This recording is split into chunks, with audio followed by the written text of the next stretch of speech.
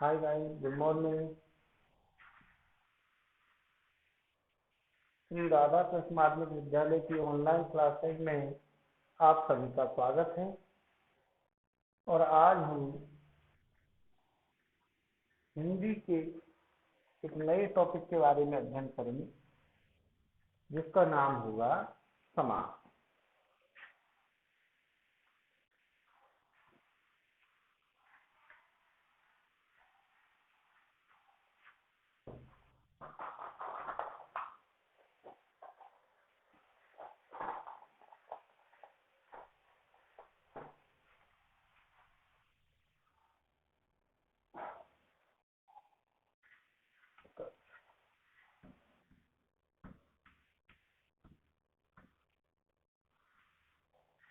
समास जो है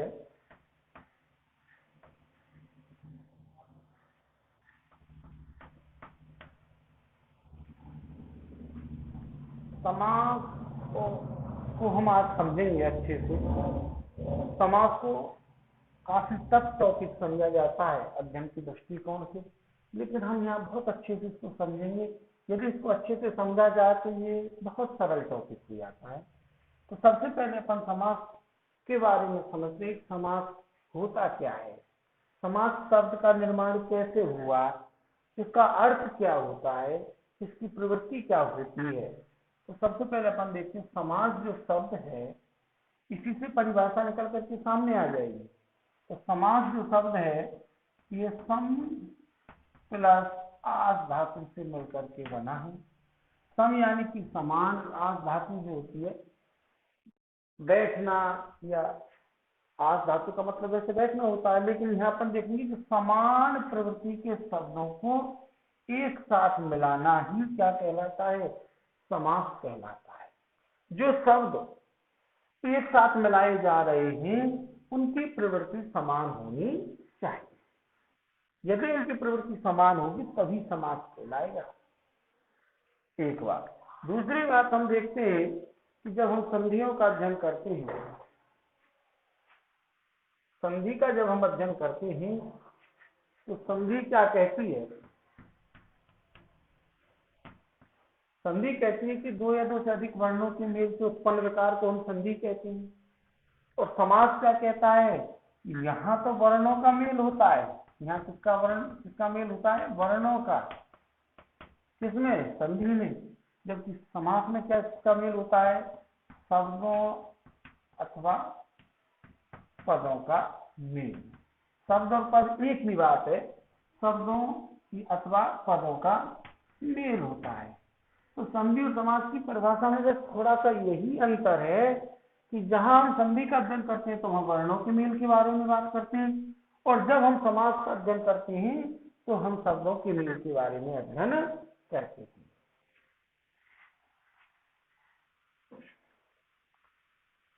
सबसे पहले अपन देखते हैं समास की परिभाषा।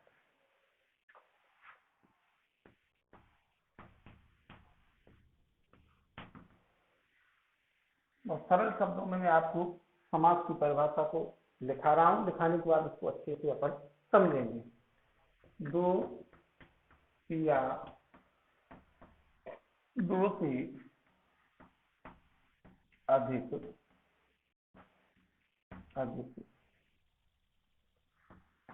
समान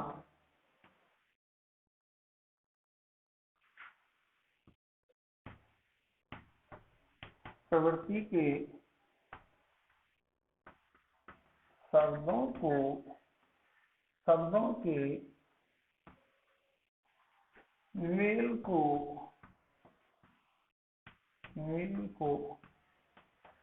समास कहते हैं। हम प्राय परिभाषा, हम ज्यादातर जो हम परिभाषा को पढ़ते हैं तो उसमें यही पढ़ते हैं कि दो या दो से अधिक पदों के मेल को समास कहते हैं, जबकि ये परिभाषा पूर्ण नहीं है दोस्तों। पूर्ण परिभाषा क्या होगी कि दो या दो से अधिक समान प्रवृत्ति के शब्दों के मेल को समास कहते हैं। ये जो समान प्रवृत्ति शब्द है ना, ये बहुत इंपॉर्टेंट है। उनकी प्रवृत्ति समान होनी चाहिए। एक दूसरे से वो रिलेटेड होने चाहिए, एक दूसरे से वो जो शब्दों का जिनका हम मेल कर रहे हैं वो संबंधित होने चाहिए, तभी समास होता है। तो दो या दो से अधिक समान प्रवृत्ति के शब्दों के मेल को क्या कहते हैं हम? समास कहते हैं। मैंने एक उदाहरण लिया,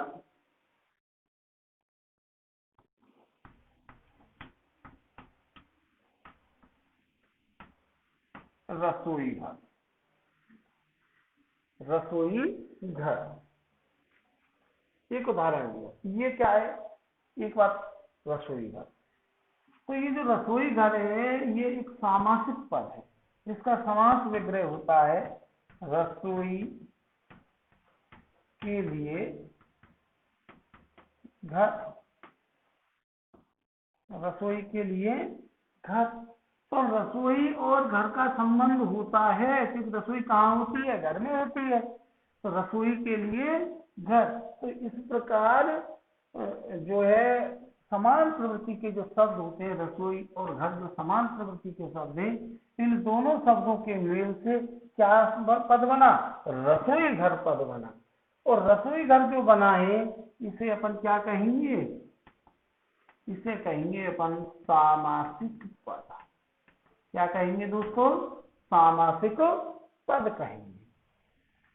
और सामासिक पद बनने की जो प्रक्रिया है, इन दोनों के मेल से जो ये पद बना है, कौन सा?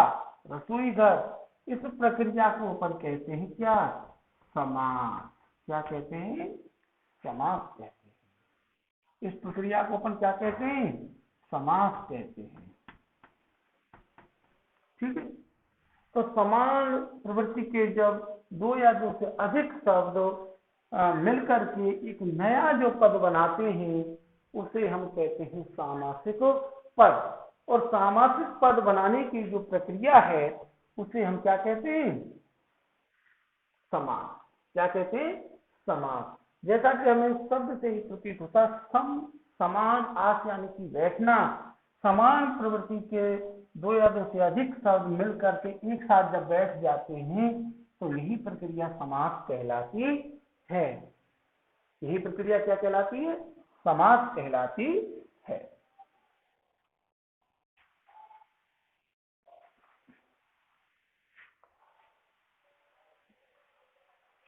एक उदाहरण और देकर के मैं समझाता हूं। माता पिता, इसका समास विग्रह होगा माता और पिता। तो माता और पिता दो अलग अलग शब्द हैं। माता अलग शब्द है, पिता अलग शब्द है, लेकिन इन दोनों शब्दों की प्रवृत्ति समान है। क्या समान है? प्रवृत्ति समान है। जब इन दोनों शब्दों की प्रवृत्ति समान है तो ये दोनों शब्द मिलकर के क्या बनाते हैं? सामासिक पद का निर्माण करते हैं। ये पद क्या कहलाता है? सामासिक पद कहलाता है। और इस सामासिक पद के निर्माण की जो प्रक्रिया है उसे अपन कहते हैं समास। इस प्रक्रिया को अपन क्या कहते हैं? समास कहते हैं दोस्तों। माता और पिता दोनों से मिलकर के हमारा एक नया पद बना, माता पिता। माता पिता जो पद जो नया बना ये क्या कहलाएगा व्याकरणिक भाषा में, या इस टॉपिक की भाषा में जिसका हम आज अध्ययन कर रहे हैं, इसकी भाषा में ये कहलाएगा सामासिक पद। अब सामासिक पद बनने की जो प्रक्रिया जो होती है उसे हम कहते हैं समास। क्या कहते हैं? समास।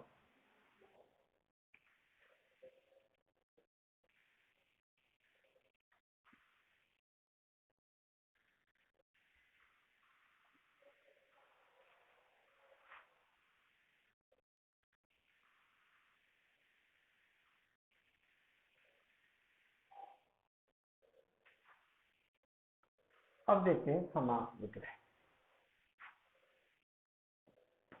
सामासिक पद का सामासिक पद का समास विग्रह, जो जिसका अभी हमने जो सामासिक पद बनाया था, दो या दो से अधिक पदों से मिलकर के जो हमारा सामासिक पद जो बना था, उसका हम विग्रह कैसे करते हैं या विग्रह की क्या परिभाषा होती है। तो पहले परिभाषा देखते हैं। जब सामासिक पद को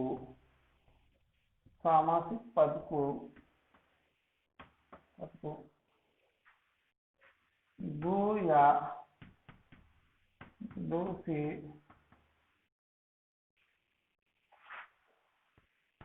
अधिक शब्दों में, जब सामासिक पद को दो या दो से अधिक शब्दों में विभाजित कर दिया जाता है,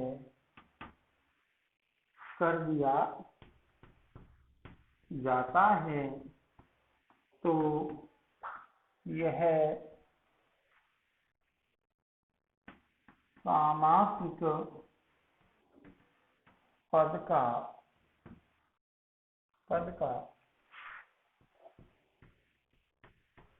समास विग्रह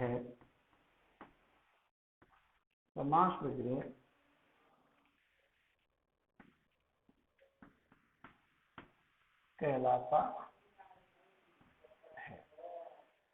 सिंपल सी बात है, जिस सामासिक पद का हमने निर्माण किया था, उस सामासिक पद को पुनः शब्दों में बांट देना ही क्या कहलाता है, समास विग्रह कहलाता है। उदाहरण के रूप में जब हम समझेंगे तब मैं अच्छे से समझ में आएगी परिभाषा। पहले परिभाषा को एक बार और देख लीजिए। जब सामासिक पद कौन सा था, जो अभी हमने जो पूर्व थोड़ी देर पहले समझा था कि सामासिक पद का निर्माण दो समान प्रवृत्ति की दो या दो से अधिक शब्दों से मिलकर के होता है। उस सामासिक पद को दो या दो से अधिक शब्दों में क्या कर देना, विभाजित कर देना, बांट देना, अलग अलग कर देना, ये क्या कहलाता है, समास विग्रह कहलाता है। लेकिन वो समास विग्रह किसका होता है, सामासिक पद का होता है। किसका होता है, सामासिक पद का समास विग्रह होता है। ओके,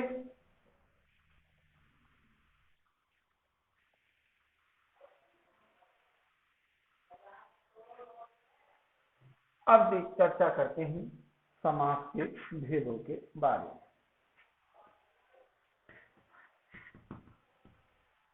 क्योंकि हम कक्षा 10 की क्लासेज यहाँ चला रहे हैं या 10th क्लास यहाँ चल रही है, तो उसके बेस पे तो समास के यहाँ अपने यहाँ 6 भेद होते हैं। कितने भेद होते हैं, समास के सामान्य रूप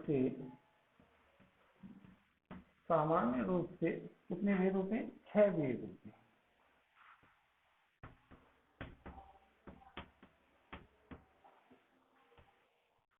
ये जो 6 भेद जो मैं बता रहा हूँ, ये अपने 10th स्टैंडर्ड के हिसाब से मैं बता रहा हूँ। यदि और अपन आगे चलते हैं तो समास के भेद होते हैं 4। कितने होते हैं, 4 होते हैं। लेकिन हम अपना जो बेस जो निर्धारित है, जो स्टैंडर्ड जो निर्धारित है, उसी के हिसाब से अध्ययन करेंगे। उसके हिसाब से अपन को समास के जो भेद पढ़ने वो कितने पढ़ने, 6 पढ़ने। तो कितने भेद होते हैं, 6 भेद होते हैं। नंबर 1 अव्ययी भाव समास।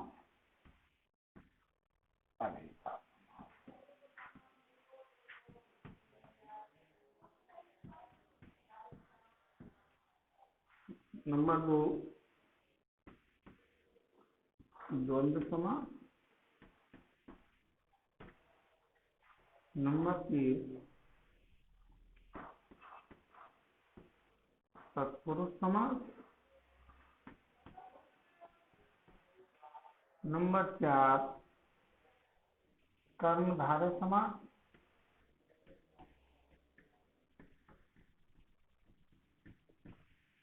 नंबर 5 द्विगु समास। और नंबर 6 बहुव्रीहि समास।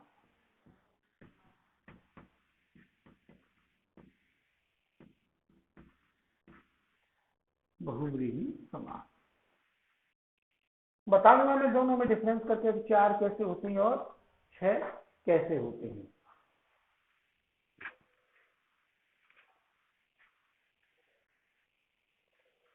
तो समास के जो हमने सामान्य रूप से जो भेद देखे हैं, उनके भेदों की संख्या कितनी है? 6 है। मैंने बताया है कि ये 6 भेद जो हैं वो मैं अपनी जो सेकेंडरी स्तर का जो स्तर है उसके हिसाब से बता रहा हूँ। वैसे तो भेद जो अध्ययन जब हम उच्च स्तर से करते हैं तो 4 होते हैं। अब इन दोनों 4 और 6 के बीच में क्या डिफरेंस है ये मैं आपको समझाने का प्रयास करता हूँ। देखिए, अव्ययी भाव समास होता है, द्वंद्व होता है, तत्पुरुष समास होता है। लेकिन कर्मधारय द्विगु जो समास होते हैं इनको तत्पुरुष समास का भेद और उपभेद माना गया है। जब हम और उसके स्तर से जब इसका अध्ययन करते हैं तो ये जो 6 भेद जो मैंने आपको लिखाए हैं इसमें अव्ययी भाव, द्वंद्व और तत्पुरुष उन्हें समझाता हूं। पहला हो गया अव्ययी भाव, दूसरा हो गया द्वंद्व, तीसरा हो गया तत्पुरुष, चौथा हो गया बहुव्रीहि। ये थोड़ा सा स्तर हायर स्तर हो जाता है और इसमें जो भेद जो 4 जब माने जाती हैं तो फिर अपन क्या कहते हैं, कर्मधारय द्विगु समास जो है वो तत्पुरुष समास के भेद और उपभेद हैं। तो तत्पुरुष समास का भेद हुआ कर्मधारय और कर्मधारय का भेद हुआ क्या? द्विगु। तो तत्पुरुष समास का जो कर्मधारय है वो तो कहलाएगा भेद और तत्पुरुष समास का जो द्विगु समास होता है ये कहलाता है उपभेद। क्या कहलाता है? उपभेद कहलाता है। इसलिए प्राय विद्वानों ने कहा है कि कर्मधारय द्विगु समास जो होते हैं वो तत्पुरुष समास के भेद और उपभेद होते हैं।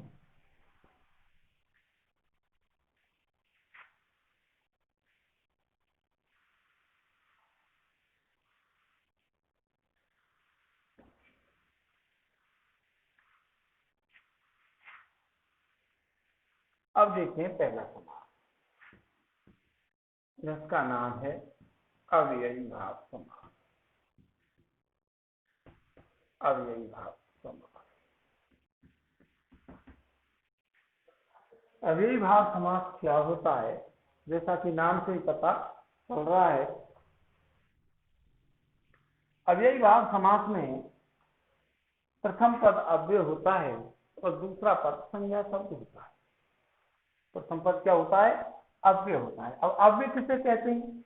अव्यय शब्द ऐसे शब्दों को कहते हैं जिन पर रूप, लिंग, वचन आदि का कोई प्रभाव नहीं पड़ता है। चाहे पुल्लिंग में उनका प्रयोग करो तब भी उनकी स्थिति वही रहती है, स्त्रीलिंग में प्रयोग करते हैं तो तब भी उनकी स्थिति वही रहती है।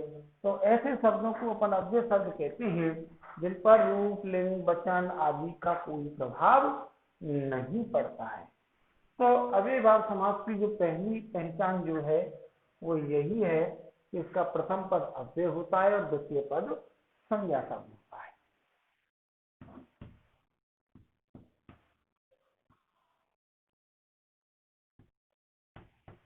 इसका प्रथम पद क्या होता है? अव्यय होता है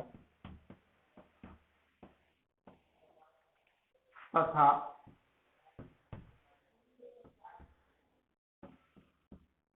द्वितीय पद संज्ञा होता है।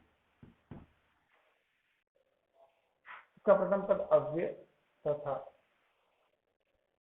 उसको साफ कर लीजिए। इसका प्रथम पद अव्यय तथा द्वितीय पद संज्ञा होता है। अब मैंने बताया जैसे यथा है, निर है, ऐसे शब्द हैं ये कि जिन पर किसी रूप लिंग वचन आदि का कोई प्रभाव नहीं पड़ता है, इसलिए ये जो शब्द हैं अव्यय शब्द कहलाते हैं। और इसकी पहचान अव्ययीभाव समास की, जिसका प्रथम पद क्या हो, अव्यय हो। यदि किसी भी शब्द में प्रथम पद अव्यय के रूप में है तो निश्चित रूप से वहां पर कौन सा समास होगा, अव्ययीभाव समास होगा।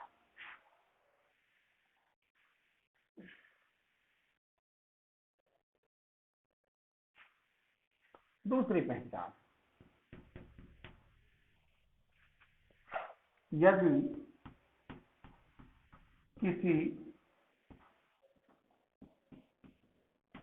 शब्द के पूर्व में उपसर्ग लगा हुआ हो, उपसर्ग,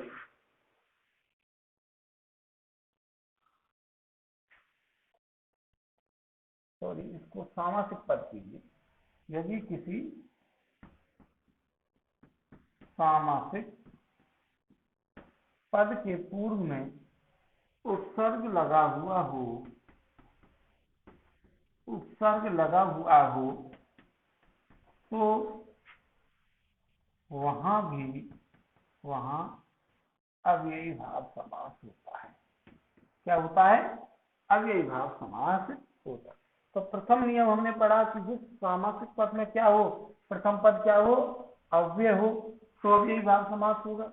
या किसी सामासिक शब्द के पूर्व में कोई उपसर्ग का प्रयोग हो रहा हो तो वहां पर भी अव्ययीभाव समास होता है।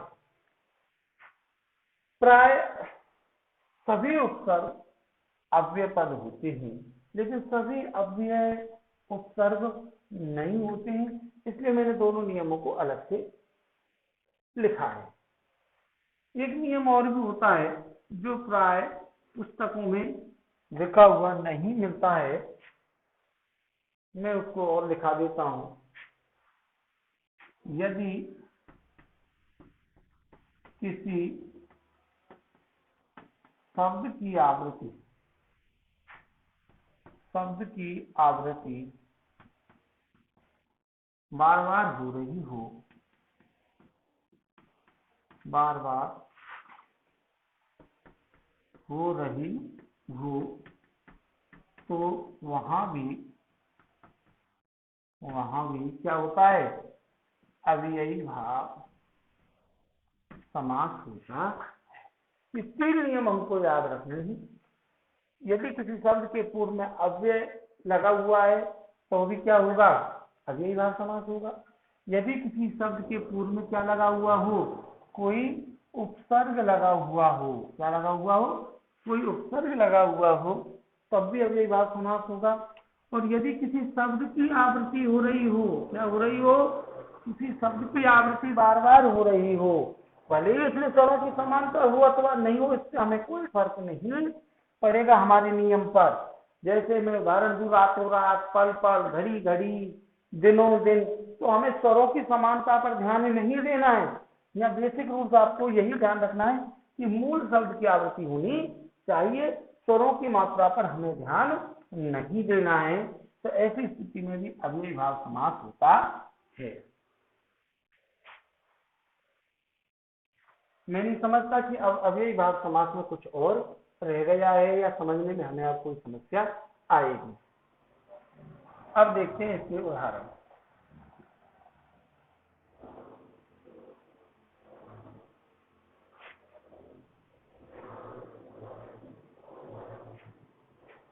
प्रतिदिन, अब प्रतिदिन, पहले तो समास की पहचान देखो। प्रति क्या लगा हुआ है, उपसर्ग लगा हुआ है। हाँ, उपसर्ग लगा हुआ है। प्रति क्या लगा हुआ है, उपसर्ग लगा हुआ है। तो हमें पहचान हो जाती है कि ये उदाहरण जो है किसका है, अव्ययीभाव समास का है। क्या है, अव्ययीभाव समास का है। प्रति का मतलब होता है प्रत्येक, इसको अपन प्रत्येक दिन लिख सकते हैं अथवा दिन दिन लिख सकते हैं। इसका भाव भी प्रत्येक दिन से ही है, और इसका भाव भी प्रत्येक दिन से ही है। यथा विधि, यथा क्या है, अव्यय पद लगा हुआ है, क्या लगा हुआ है, अव्यय पद। इसका अर्थ होता है के अनुसार।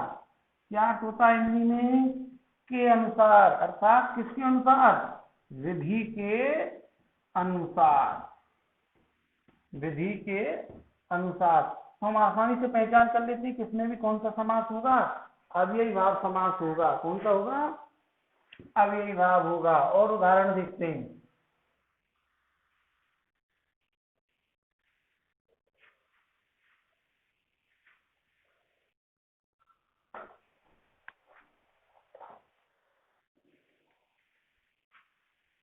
प्रत्येक, इसको जब अपन तोड़ते हैं तो इसमें दो शब्द हैं, प्रति धन एक, ऐसे ना। तो देखो यहाँ कौन सा उपसर्ग लगा हुआ है, प्रति, क्या लगा हुआ है, प्रति। तो एक एक, प्रति का मतलब प्रत्येक, प्रत्येक एक या एक एक, एक एक।